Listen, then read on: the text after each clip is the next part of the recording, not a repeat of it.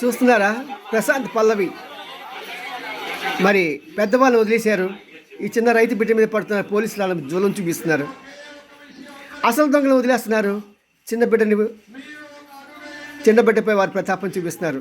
Yes, arrest చేయాల్సిందే. కానీ అసలు నిరుద్యోగులు పెద్ద అతను మరి సుడిగుండా సినిమా తీసిన అక్కినేని నాగేశ్వరరావు ఈ సమాజం మారాలి, ఈ సంఘం మారాలి, పిల్లల భవిష్యత్తు తీర్చిదిద్దాలి అని ఎంతో వేదనాభరితంగా ఎంతో కమిట్మెంట్తో ఉన్న ఒక చక్కని సినిమా నిర్మించిన ఆ తండ్రి కొడుకు Nagarjuna is the chief producer of this big episode. అతనితో పాటు ఉన్న జనాలు అందరినీ కూడా ముందుగా అరెస్ట్ చేయాలి. ఇతను కేవలం ఒక పావు మాత్రమే. వాళ్ళ పబ్లిసిటీ కోసం, వాళ్ళ టీఆర్పీ రేటు కోసం వాళ్ళు చేసినటువంటి ఈ పబ్లిసిటీ స్టంట్. ఈ చిన్న గొర్రె పిల్లని బలి చేయకండి. ప్రభుత్వం కూడా ఈ విషయంలో చాలా జాగ్రత్తగా వ్యవహరించాలి. ఓ చిన్న రైతు బిడ్డ, తనకు తెలియదు.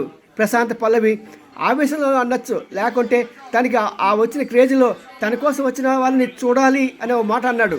అవును, సాధారణ ఎవరైనా సరే తనని ఇంతవారిని చేసిన తన అభిమానులకి కొంతపాటి కృతజ్ఞత కలిగి ఉంటారు. అది ప్రత్యేకంగా రైతు బిడ్డలు అయితే వారు ఇంకా ఎక్కువ కృతజ్ఞత కలిగి ఉంటారు. మరి అలాంటి ఈ సమయంలో ఈ రైతు బిడ్డ మీద ఇంతమంది వచ్చి ఏదో నక్సలైట్ని అరెస్ట్ చేస్తున్నట్టుగా నానా హంగామా చేయటం తప్పది. అసలు వాళ్ళని పట్టుకోండి సార్ పోలీసులు. మీరు ఆ అక్కినేని వాళ్ళ నాగార్జున కానీ ఇంకా మిగతా వాళ్ళని కానీ ఎవరైతే ఆ దీంట్లో పెద్ద పావులు ఉన్నాయో ఆ పెద్ద పావులను పట్టుకొని ఇలాంటివి ఇంకెప్పుడు నిర్మించకుండా కఠినమైన శిక్షలు. ఎందుకంటే బిగ్ బాస్ చరిత్రలో అనేక సార్లు వివాదాలు చెలరేగాయి, అనేక సార్లు కోర్టుకు ఎక్కారు, అనేక సార్లు పోలీస్ స్టేషన్కి వెళ్ళారు, కానీ ఏమీ జరగలా. కానీ ఇప్పుడు కఠినంగా వ్యవహరించాలి.